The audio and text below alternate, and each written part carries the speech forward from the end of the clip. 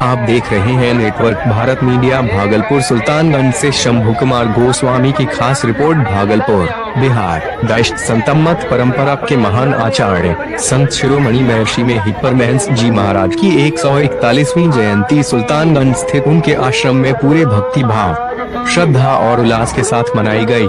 समारोह का आरंभ सुबह प्रभात फेरी के आयोजन से हुआ, जिसमें हजारों की संख्या में श्रद्धालुओं ने भाग लिया। यह आयोजन सिर्फ एक धार्मिक कार्यक्रम नहीं था, बल्कि यह एक सामाजिक, आध्यात्मिक और सांस्कृतिक चेतना का जीवंत स्वरूप बनकर सामने आया। प्रभात फेरी का आयोजन सुबह 4:30 बजे से किया गया, जो नगर के विभिन्न मोहल्लों, गलियों और सड़कों से होकर गुजरी। इसमें भजन मंडली द्वारा सत्संग, भजन, कीर्तन और जय घोष के साथ नगर वासियों को आध्यात्मिक संदेश दिया गया। श्रद्धालु सद्गुरु महर्षि में ही अमर रहे, संतमत की जय हो, भक्ति मार्ग ही मुक्ति मार्ग है जैसे उद्घोष कर रहे थे। प्रभात फेरी में बच्चे, बुजुर्ग, महिलाएं, पुरुष सभी ने उत्साह पूर्वक भाग लिया। महिलाएं पारंपरिक वस्त्रों में, सिर पर कलश लिए, पुष्प और अगरू की सुगंध बिखेरती चल रही थीं। प्रभात फेरी के दौरान नगर को भक्ति के रंग में रंग दिया गया था। जगह जगह तोरण द्वार बनाए गए थे, मुख्य मार्गों पर फूलों की सजावट की गई थी और लोगों ने अपने घरों के सामने दीप जलाकर स्वागत किया। मारवाड़ी सांस्कृतिक शाखा की अनुकरणीय सेवा। प्रभात फेरी के मार्ग में श्रद्धालुओं की सुविधा हेतु मारवाड़ी सांस्कृतिक शाखा सुल्तानगंज ने शुद्ध और ठंडे पेयजल की व्यवस्था की थी। यह सेवा विशेष रूप से सराहनीय रही, क्योंकि इस समय मौसम गर्म था और हजारों श्रद्धालु पद यात्रा कर रहे थे। सेवा स्थल पर स्वच्छ पानी, डिस्पोजल गिलास, छाया और विश्राम की व्यवस्था भी थी। शाखा के स्वयं सेवकों ने पूरी निष्ठा और मुस्कान के साथ जल पिलाया, जिससे उनके सेवा भाव की प्रशंसा नगर वासियों और आगंतुकों द्वारा की गई। आश्रम परिसर में हुआ भव्य आयोजन। प्रभात फेरी के बाद कार्यक्रम स्थल महर्षि में आश्रम कुपा घाट में मुख्य समारोह का आयोजन हुआ।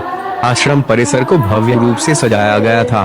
प्रवेश द्वार पर रंगोली, तोरण और बंधनवार लगाए गए थे। मुख्य मंच को फूलों और सत्संग संदेशों से सजाया गया था। श्रद्धालुओं के लिए बैठने की सुंदर व्यवस्था थी। कार्यक्रम का शुभारंभ महर्षि में हिप्परमैन्स जी की प्रतिमा पर माल्यार्पण और दीप प्रज्वलन से हुआ।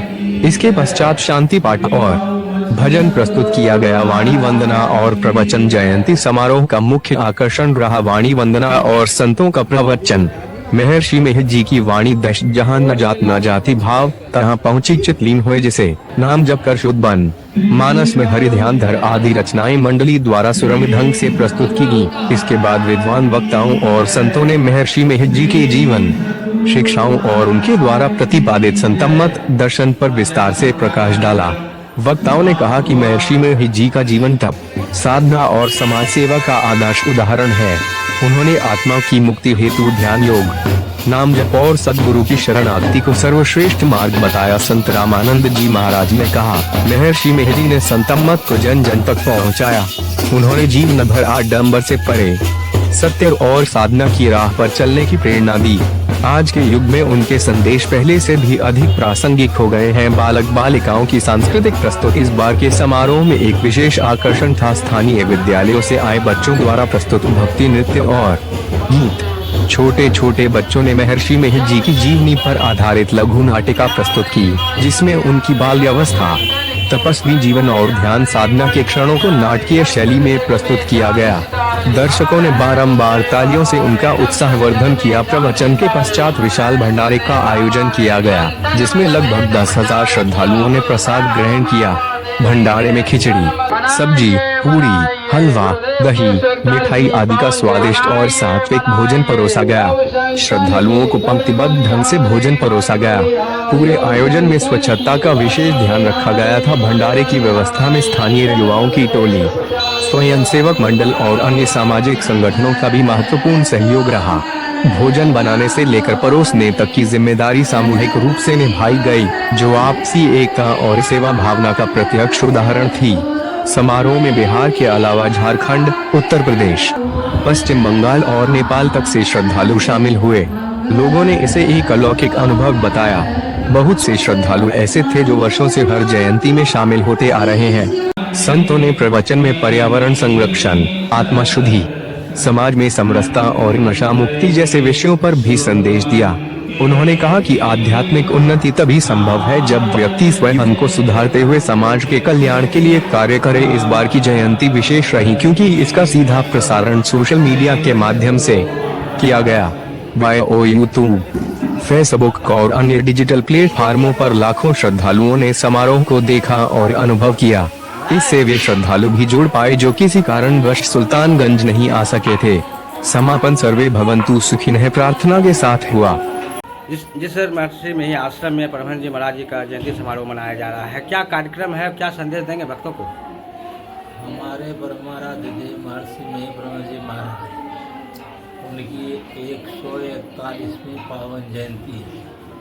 वैशाख शुक्ल चतुर्दशी के दिन ही मंगलवार को उनका अवतरण हुआ और वे भारत ही नहीं, विदेश तो गए नहीं, लेकिन विदेश में भी उनके शिष्यगण हैं।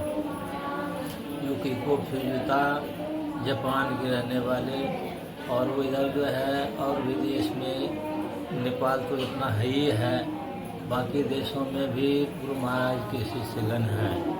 तो इनका प्रचार क्षेत्र भारत में ही रहा, लेकिन विदेश तो गए नहीं, किंतु विदेश में भी हमारे गुरु महाराज जी के शिष्य लोग हैं, वहाँ भी प्रचार है।